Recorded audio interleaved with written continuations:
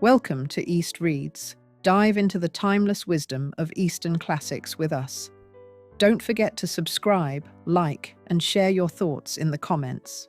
For thousands of years, one word has shaped families, villages, and nations across East Asia: filial piety. When love walks quietly through grief, it leaves a lasting legacy. Here are 4 heartfelt stories of sons who gave everything for their parents.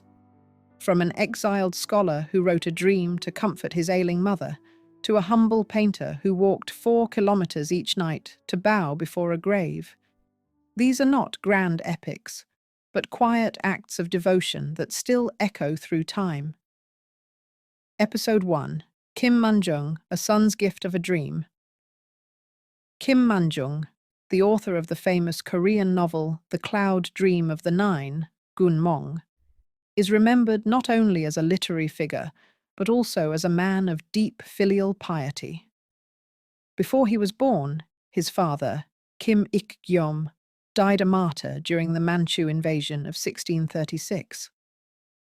Manjung was raised by his mother, Lady Yun, a noblewoman who cherished books and learning. Though they lived in poverty, she wove silk and sold it to buy books. She read them aloud to her son, and young Manjung never left her side. Every day he read to her as well, delighting her with tales of history, fiction, and the strange and wondrous. Even after he became a high official in the royal court, he still greeted his mother every morning and returned home only after midnight. He passed the civil service exam with top honours and held prestigious posts. But political conflict eventually led to his exile on Namhai Island. His elderly mother chose to accompany him into exile. Life on the remote island was harsh, wearing down her body and spirit.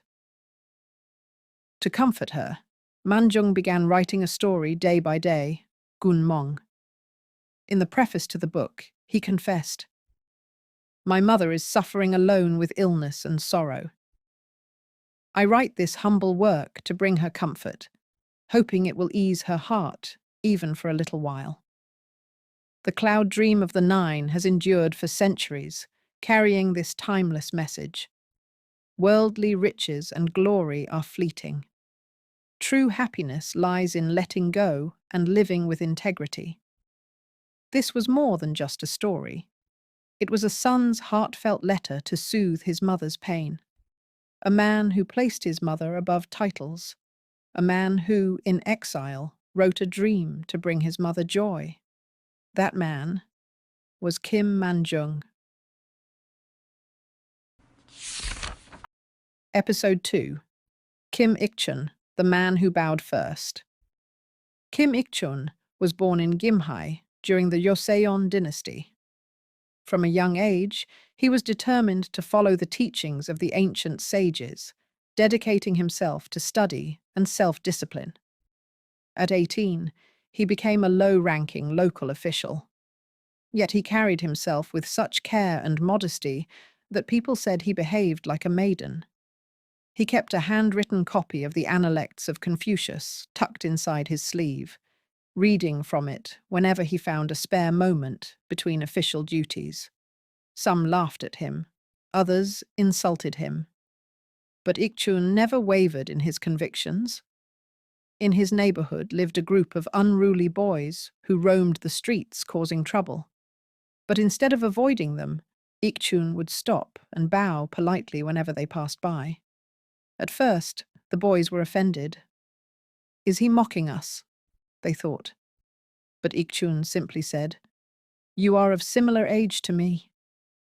How could I not show respect?"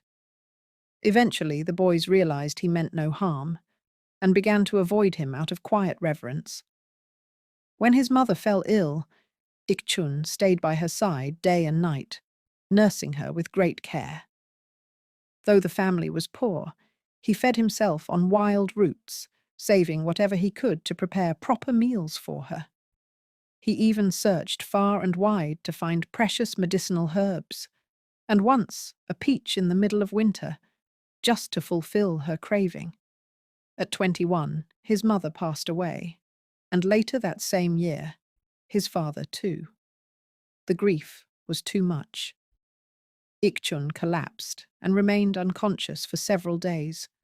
His older brother, worried for his health, urged him to move away from the family home.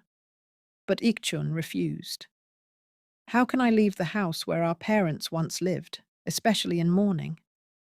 So he stayed, observing the 3-year mourning rites with devotion and sorrow, until his own body gave out, and he too passed away.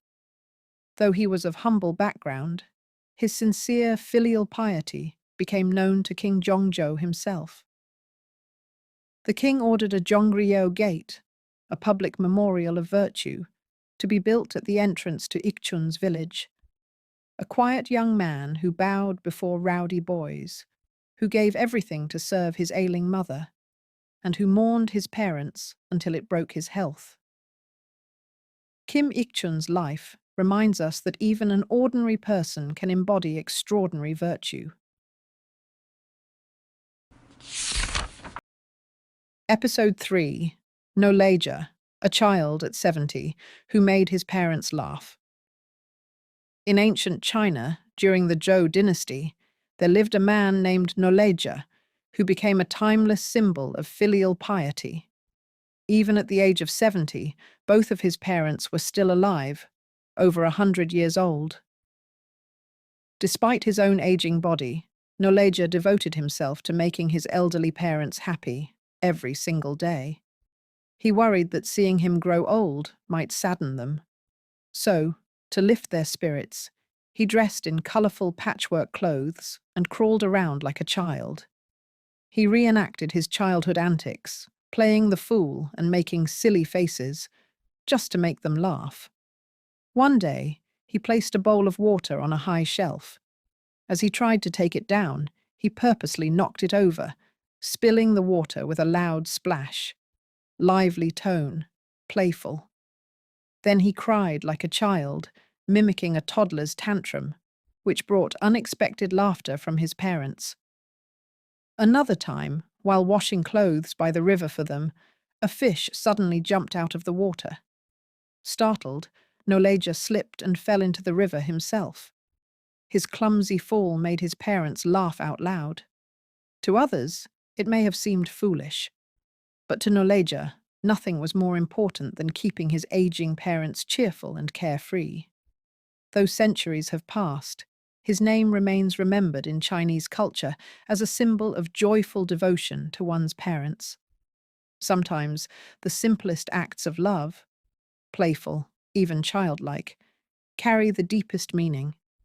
He was 70 years old, but for his parents, he became a child again. That was his love. That was his way. Episode 4.